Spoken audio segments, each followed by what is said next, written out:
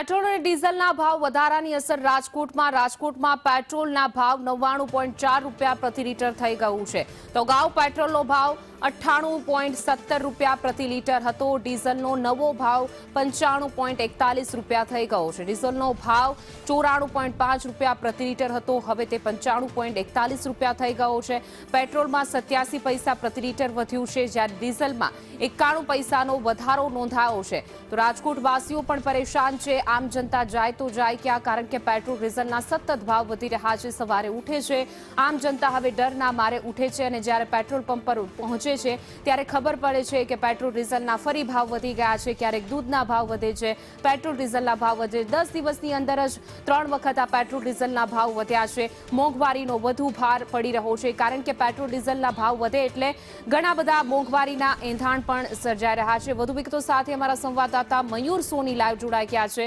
જી મયુર સવારમાં જ્યારે આમ જનતા ઉઠે છે એક હવે તો ડર લાગે કે જ્યાં પેટ્રોલ ડીઝલ પુરાવા જાય એટલે જોવા મળે કે ભાવ વધી ગયા છે દૂધના ભાવ વધે એટલે કહેવાય ને કે મોંઘવારીનો માર દિવસે ને દિવસે આમ જનતા ઉપર બોજો બની ગયો છે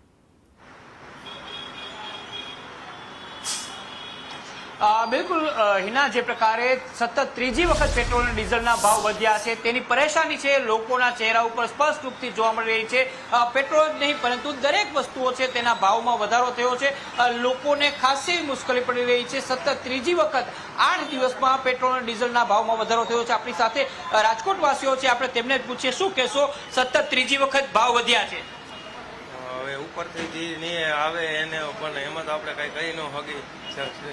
તકલીફ પડે છે પણ હવે એ તો સહન કરવું છૂટકો જ નથી તકલીફ પડે છે પણ છૂટકો નથી આપણે બીજા લોકોની સાથે પણ વાત કરીએ શું કહેશો પેટ્રોલ ડીઝલમાં ભાવ વધારો ત્રીજી વખત થયો છે ઘરનું બજેટ ખોરવાશે બધી વસ્તુઓના ભાવ વધશે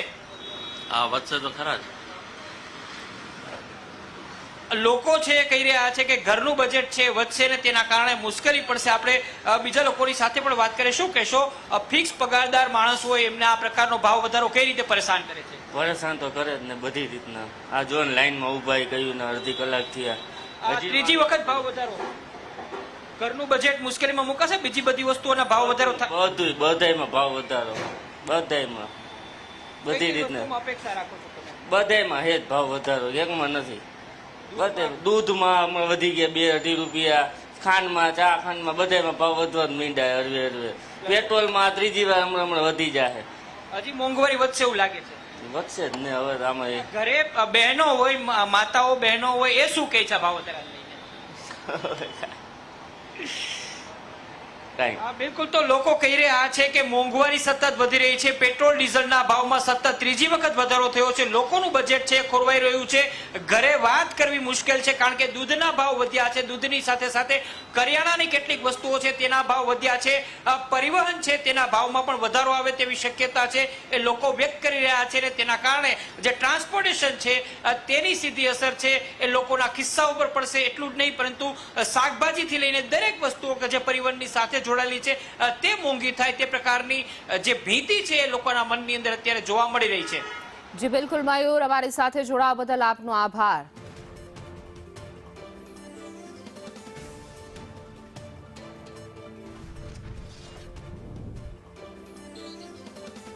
સતત પેટ્રોલ ડીઝલના ભાવ વધી રહ્યા છે આમ જનતા પરેશાન થઈ રહી છે રાજકોટવાસીઓને આપણે સાંભળ્યા કે સૌ કોઈ જે છે તે પેટ્રોલ ડીઝલના ભાવ વધારાથી પરેશાન છે